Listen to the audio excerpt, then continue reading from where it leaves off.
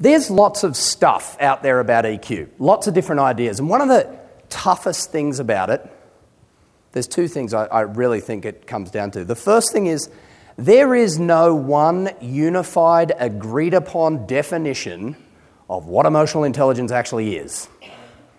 All right? You can go all over the place. There is not a single place that is, this is it. All right? So that makes it tough for us, because if someone's been exposed to something before, then they find it challenging. But this person said it was that. The second thing is there's lots and lots of different models out there because of that. So some of them have 4 things, some of them have 20 things, some of them have 50 things. Some of them have 5, like ours. But if you really examine each of those models, they have some core elements about them. And that's what I want to try to do, is strip us all the way back to just some of those core elements about the tools. And some of those things have appeared in the new version of the report, so I think that's a good step in the right direction. So the other challenge that I think exists with EQ is it's been spoken about and spoken about and spoken about and made so grand and big and huge by all the business literature, and let's face it, some consultants with some blogs and these sorts of things, and people read these ideas of, without emotional intelligence, you will fail. It's just not true. There's plenty of examples out there of people who don't necessarily demonstrate these qualities of emotional intelligence, but are still successful in some measure of that word, depending on how you define that word. So I want us to be careful about how we go out and present this idea of emotional intelligence to. It's not this be-all and end-all. The way that I like to talk about it is it's just something that's going to help us smooth the road. It doesn't create our success. It just makes it a little bit easier to get there. All right? Because there's plenty of examples, and I'm not going to use them all because I always use American examples, and I feel like I'll be booed off stage if I use those here. But there's a few in your newspapers and things like that you might be able to think of. So we'll just move on. So as I was trying to go through my worksheet and kind of come up with what is this going to be all about, and working through my 27 pages with Candace, I really realised I'm not really a smart guy. I like to keep it really simple. And I went to the presentation this morning on dream small. I love that idea. Little things. We can do really little things and be really successful. So, but I actually know what EQ is. And if you think about it and you really get into the core of it and read behind the books and the tapes and the videos and the webinars and all of those things, and you look behind it, there's really a couple of key things in it, and it's pretty simple. All right, so let's have a look at it. If you want to draw along, feel free. If you want to take photos, feel free. You do have this all drawn out for you. So it's my belief that every emotional intelligence model that's out there, regardless of who you look at, essentially is made up of 4 core things. All right? Now, I draw this a little different to how it's positioned on the wheel, but you can always rotate this. The first thing is, there's a little bit about emotional intelligence, I'll whack it up here for you, that is about awareness, knowing stuff. That's all it is. It's knowing some stuff. All right? There's a little bit that's about action. Taking some action based on that. There's a little bit that's about us. And there's a little bit that's about others. And with that basic framework, you can see how we might arrive at many of our qualities that we've got in our assessment. But let's just run through them real quick. All right, so down here at this bottom level, okay, I'm going to show you a way to kind of think about self-awareness a little bit differently. So anyone running emotional intelligence training, coaching, that kind of stuff, okay, I'm pretty certain you've probably read a couple of books. One of them is called Emotional Intelligence, Why It Can Matter More Than IQ. Another one is probably called Working With Emotional Intelligence. In that book, sort of Goldman expanded on his ideas and added in 25 other things and in self-awareness, he made it 3 things. But really, it comes back to asking 3 very simple questions. And I actually think, just a little gripe, I'm going to jump on my soapbox for a second. All right? Self-awareness is probably the most misused term, I think, in the business world. HR are particularly guilty of this. Oh, that person just has no self-awareness. But the reality is, how can I possibly know how aware someone is of what they're experiencing? You can't know what I'm feeling right now. You see what I'm doing, but you don't know what's going on in here. I'm the only one who can know that. So what often gets labelled as self-awareness is often self-regulation. It's often social skills or social regulation as it is now. It's a lack of those things, because I know lots of people that I've come across in my career who they know exactly how much they're annoying everyone else. They just don't care. That's a form of self-awareness. So let me take it back to some really basic ideas. I'm just going to put this up here because it'll be faster. All right? So self-awareness. I'm going to blow through this pretty quickly so we can leave some time for questions, because you do have this script there. So I try to use the axiological approach to everything that I do. I learned this from Ron Price. All right? And the way that I've applied it here is I use 3 questions in every one of these boxes, and each of them is a what, a why, and a how question. All right? So let's talk about self-awareness. Self-awareness is ultimately knowing stuff about what's going on for me. Okay, so what am I experiencing right now? Now, I've used that word on purpose. I used to say feeling. All right, now, in Australia, I don't know if it's the same over here, but if you use the word feeling in a room full of big burly blokes, that's men, sorry, they will probably walk out. All right? Now, when we play football, we don't wear pads or any of this stuff, helmets and all this garbage. We put a mouthguard in, we put a shirt on, and we walk out and we play football. And we hit each other hard. All right? So we don't talk feelings. But experiencing, I can say, my heart's racing. The hairs are standing up on my arms. I'm clenching my teeth. All right? So why am I experiencing that? Could be anything. I'm angry. I'm frustrated. I'm happy. I'm sad. Or, I'm starting to label the emotion anyway. All right? The last one is, how is it impacting me and my ability to perform? Now, I say perform as an all-encompassing kind of word. To interact with my kid. To be a leader. To sell this thing. All right? To be a good husband to my wife. All right? So, really, when we break self-awareness down, it's ultimately about asking those 3 things, and how frequently and actively I'm asking those 3 things. What's happening? Why is it happening? How's it impacting me? And what our assessment tells us, higher scores tell us someone's just doing that more often, more regularly. Lower scores, they're less active.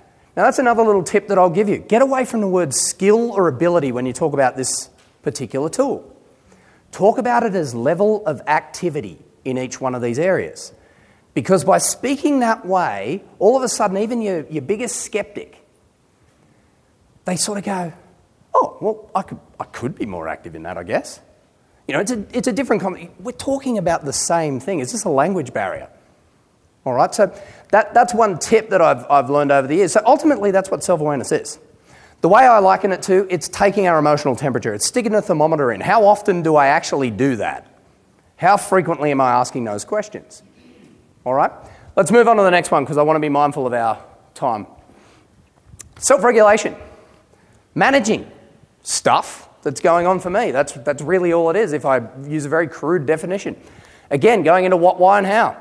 What could or should I do with or about what I'm experiencing? All right? It's about generating options. Okay? And there was a beautiful quote at the end of one of those presentations yesterday, the guy from Conscious Capitalism. And he said, greater awareness means greater choices. All right? That's beautiful for this. Because if I become more aware, I have more choices. Now, I disagree with the people who are out there that say you can't regulate without having awareness. I disagree with that. I think you actually can. You just might not be doing the right things. You know, I often liken that to, you think about the S behavioural style. They regulate everything. They drive it all down. They don't show you anything. But is that necessarily the right thing for them? Maybe it's not. Maybe it is. All right, but that's something that I think we've got to be mindful of. All right? Why should or shouldn't I? Sometimes it's just okay to do nothing, to feel the way I feel. You know, if I've lost a family pet, it's okay to feel sad for a while. I don't have to change that. But I don't want it to hang around as a lingering mood or, become my default mode of operation. But it's okay to feel that. All right? The last one here is, how can I appropriately express or impact? I believe there's ultimately two ways to deal with an emotion. Let it out or introduce some other stimulus to negate it. All right? Now, I'm going to give you an example. I've got 94D, 94I. I have someone in my office, she's 100D and 100I, and the most impressive S score I've ever seen, 1. 5 years ago is too slow for her. Now, I know that if I'm feeling frustrated, I can go to Suzanne and I can say, can we go upstairs to a boardroom? I just need to vent. And that means I've got to let something out. I've got to rant and rave and carry on. I've got to be a 3-year-old for 20 minutes. All right? Now, she walks out of that actually energised by that. 100D, 100I, yeah, get angry. But there's other people in my office, I did that, they'd avoid me for 2 weeks. Like they wouldn't come near me. Now, that's an example of letting it out, but appropriately, underscore that word appropriately. That's really the key there, is it's an appropriate expression. Now, the other one is impact. My wife is the most incredible human being on this planet. Now, before I say any of this, I should mention she is a freak of nature. PhD at 23, US Taekwondo champion 5 years in a row. You don't talk back to my wife. Selected for the Olympics at 15. She's a freak of nature. And she notices really subtle changes in her body, and she does something about it. So my wife's a very senior executive in one of the banks in Australia, and if she notices her mood trending the wrong way, she'll get up, she'll go down in, they've got a travel agency inside their building, and she picks up brochures of places she's been or wants to go and looks at pictures to try to catch that mood quicker before it gets too full-blown. And she notices subtle differences because she's got the awareness. And it's a great example of how that greater awareness gives us greater choice, because she takes that action early before it becomes a big thing. She doesn't have to go up into a boardroom and rant and rave, carry on like a 3-year-old like I do, because I don't notice it. All right? So ultimately, self-regulation is about adjusting the thermostat. That's how I like to think of it and relate it to that idea of temperature. Because those days you get up, go to your car, depending on where you live, it could be really, really cold or really, really hot. I don't know the states in the US that well, but I've been here in summer and it's hot. You get in your car, you turn the air conditioning all the way up, you turn the fan all the way up, blow that thing as hard as you can, windows down, driving along until it starts to cool down. Then it starts to get cold. So what do? We reach out and we make an adjustment to the fan, or we turn the temperature up, or we put the windows up. We do something to affect the temperature. That's all self-regulation is. Doing something to affect that temperature. What can I do? Generate those options. Don't just react. All right? Let's jump down to the bottom here. So the beauty is this next side goes really quick, because it's just a reflection of what's on the other side. We're now just reflecting that outward to others. All right? So this is all ultimately about awareness of others. Now, I'm so glad they changed the word empathy out of here. I hate that word. All right? Because empathy is such a loaded word. There's so many different meanings to different people about that word, but social awareness, just being aware of what's going on around us. That's really all it is. All right? So ultimately, this is about what is the other party or parties experiencing right now? Why might they be experiencing that? And then, how do I think it's impacting them and their ability to perform? Their ability to take in what I'm saying? Their ability to buy this product? Their ability to focus on this really critical issue that we're trying to deal with? Ultimately, social awareness is about putting the antenna up. Do I put the antenna up to try to catch those signals? That's really what it comes down to. Am I open to those signals? I'm getting signs waved at me that I'm getting close to time, so I'm going to move quicker. All right? I was assigned a monitor. So, social regulation. All right? What could or should I do in this situation? All right? Why should or shouldn't I? And then, how can I positively influence this situation? And this is the critical piece, I think. If we just make that the one goal, to leave it better than I found it, whether they're on a high or whether they're on a low, just to leave it better than I found it. If we make that the one goal of social regulation, I think we're making more emotionally intelligent organisations and people. Now, she's hiding back there. I see you. So, to leave it better than I found it, that's really the goal. All right? Now, that doesn't mean we fix it. It just means we're doing something to just trend it in the right direction. You know, in our office, we've got a bucket of these emails that we can go to, and, you know, it's stupid cat videos and things like that. And whenever anyone's sort of down, you get bombarded with these memes and pictures of cats, and you can't help yourself but laugh, no matter how bad it was, because everybody's into it. All right? So, the last one, let's jump to the middle, motivation. Now, some people like the fact that motivation was stripped out of Goleman's later writings. I actually like it as a separate entity. So, in some of his later stuff, he took motivation and stuck it up into self-management. Self-regulation and motivation kind of became the same thing. I like that it's separate, for us in particular, because we really focus on trimetrics EQ. That's sort of our go-to tool that we get our VAAs certified in right from the beginning. And when we talk about motivation, ultimately it's about asking these three things.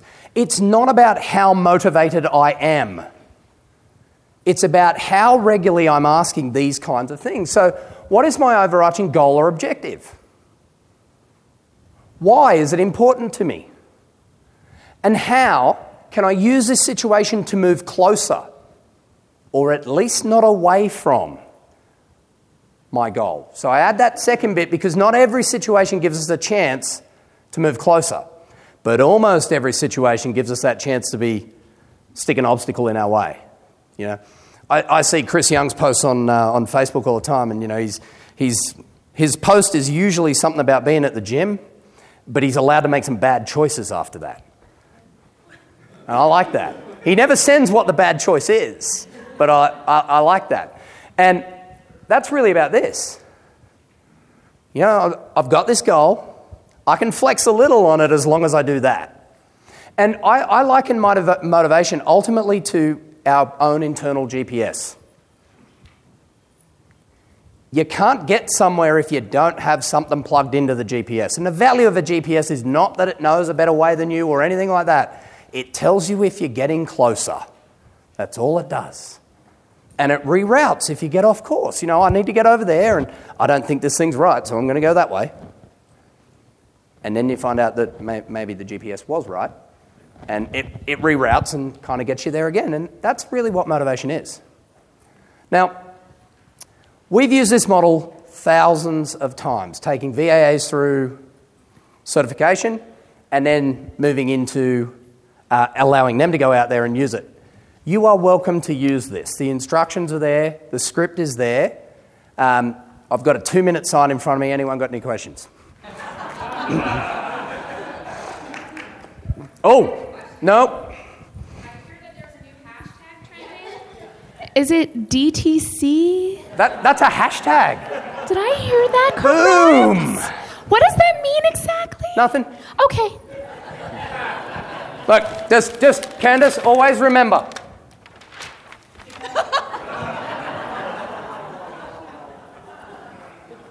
Are there any legitimate questions?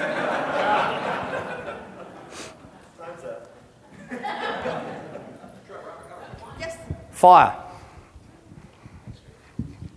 When you use this in training and you run the trimetrics EQ, do you send the EQ portion before the session Nope. so people can read it? No. I absolutely agree with that. EQ is one of those things, we don't typically give it out in public either. So we wouldn't give it out in a training. Simply because of all that stuff that's out there that says without it you will fail, it's almost used as a weapon sometimes against people. So I choose not to. We give them behaviours, driving forces or motivators depending on what the VAA uses, but we've always recommended do that in private. Now, there's some situations, more emotionally intelligent organisations that can have that conversation in a mature fashion, and I think that's okay. But we've found typically it's maybe 95-5 in terms of the number of people that you don't do that with to do.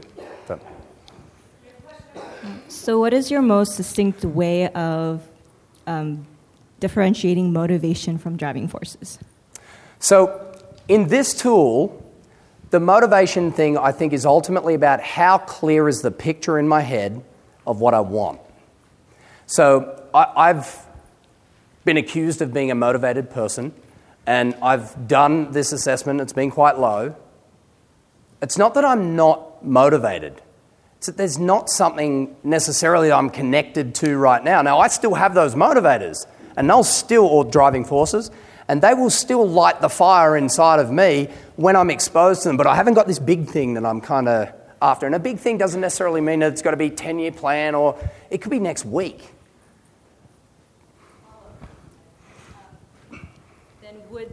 Would you see any correlation between that and the acumen, like self-direction or? I have not looked at any of that, so I wouldn't use the word correlation, and I don't think it's about clarity of that goal. I think it's about, do I have it in the first place, and am I asking myself, am I moving closer? That's how I relate to this. This is more action-oriented, whereas I think that one is more thought-oriented in terms of acumen. It's what I think about.